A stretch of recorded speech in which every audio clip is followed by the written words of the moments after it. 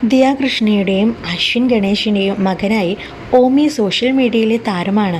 പ്രസവ വീഡിയോ പങ്കുവച്ചും മകൻ്റെ പേര് പരസ്യമാക്കിയ വിശേഷങ്ങളുമെല്ലാം ട്രെൻഡിങ് ആയതാണ്. ആശുപത്രിയിൽ നിന്നും വീട്ടിലെത്തിയ വിശേഷങ്ങളും ദിയ പങ്കുവച്ചിരുന്നു. മൈ ഓമി കംസ് ഹോം എന്ന ക്യാപ്ഷനോടെയായിരുന്നു പുതിയ വീഡിയോ പങ്കുവച്ചത്. കാത്തിരിക്കുകയായിരുന്നു ഈ വീഡിയോയ്ക്ക് എന്നായിരുന്നു കമൻറ്റുകൾ. രാവിലത്തെ വെയിലൊക്കെ കൊള്ളിക്കുന്നുണ്ട്, അപ്പോഴാണ് അവൻ കണ്ണൊക്കെ ശരിക്കും തുറക്കുന്നുണ്ടെന്നായിരുന്നു ദിയ പറഞ്ഞത്. ആശുപത്രിയിലാണെങ്കിലും സുഖം പിടിച്ചുറങ്ങുകയാണ് അശ്വിൻ. ആ രംഗവും വീഡിയോയിൽ കാണിച്ചിരുന്നു.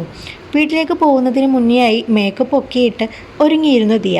എനിക്ക് ഞാൻ ഇഷ്ടപ്പെടുന്ന ഡ്രസ്സൊക്കെ ഇടാനാവും, അതിൽ സന്തോഷമുണ്ട്. ബേബിയെയും വെച്ച് റീൽ എടുക്കണമെന്ന് നേരത്തെ ആഗ്രഹിച്ചിരുന്നു. ഇവിടെ വരുമ്പോൾ വയറുണ്ടായിരുന്നല്ലോ, ആ സമയത്ത് ചുറ്റിക്കറങ്ങിയൊരു വീഡിയോ എടുത്തിരുന്നു. അതുപോലെ കറങ്ങുമ്പോൾ ബേബിയും വരുന്നത് ഏതോ ഫോറിൻ ചെയ്തത് കണ്ടതാണ്. ഇവിടെ നിന്നുള്ള ഓർമ്മകളെല്ലാം മനസ്സിൽ സൂക്ഷിച്ച് ഇറങ്ങുന്നു. തന്നെ ധരിച്ചവരോടെല്ലാം നന്ദി പറഞ്ഞായിരുന്നു ദിയ ഇറങ്ങിയത്. ആൾ വളരെ ചെറിയതാണ്, പക്ഷേ ഇങ്ങനെ പൊതിഞ്ഞത് കണ്ടാൽ വിചാരിക്കും തടിയനാണെന്ന്. വേണമെങ്കിൽ ഹൻസികയെയും ഇതിൽ കിടത്താമെന്നായിരുന്നു സിന്ധു കൃഷ്ണ പറഞ്ഞത്. നിയോമിൻ്റെ ആദ്യ യാത്രയാണെന്നും ദിയ പറയുന്നുണ്ടായിരുന്നു. കുഞ്ഞു വരുന്നതുമായി ബന്ധപ്പെട്ട് ഗംഭീര ഡെക്കറേഷനായിരുന്നു ഇഷാനി ഒരുക്കിയത്. ഇതൊക്കെ എങ്ങനെ ഒപ്പിച്ചെന്നായിരുന്നു എല്ലാവരും ചോദിച്ചത്. ബേബി കുറച്ച് വളർന്നിട്ട് വേണം ഇങ്ങനെ ഡ്രസ്സ് ചെയ്യാൻ എന്നായിരുന്നു ഒരു ഫോട്ടോ കണ്ടപ്പോൾ ഹൻസിക പറഞ്ഞത്. അമ്മുവിൻ്റെ കല്യാണത്തിന് ഇങ്ങനെ ഡ്രസ്സ് ഇടിക്കാമെന്നായിരുന്നു ദിയയുടെ കമൻറ്റ്. ഞാനും അശ്വിനും നിയോമും ഇനി വീട്ടിൽ തന്നെയാണ്.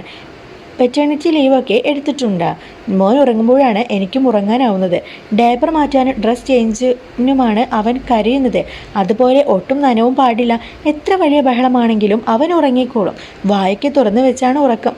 അവൻ്റെ എക്സ്പ്രഷൻ കാണണമെങ്കിൽ ഓസിയുടെ ഈ ഫോട്ടോ നോക്കിയാൽ മതിയെന്നായിരുന്നു കൃഷ്ണകുമാർ പറഞ്ഞത്.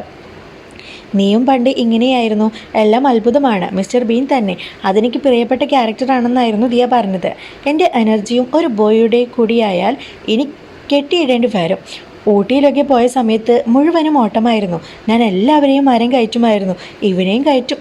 റംബുട്ടാനിലൊക്കെ കയറ്റി അത് പറിക്കട ഇത് പറിക്കട എന്ന് പറയുമെന്ന് കൃഷ്ണകുമാർ പറയുന്നുണ്ടായിരുന്നു. പെണ്ണുങ്ങളുടെ ഇടയിലായിരുന്ന കിച്ചുവിന് ഇപ്പോഴാണ് ഒരാണിനെ കിട്ടിയത്.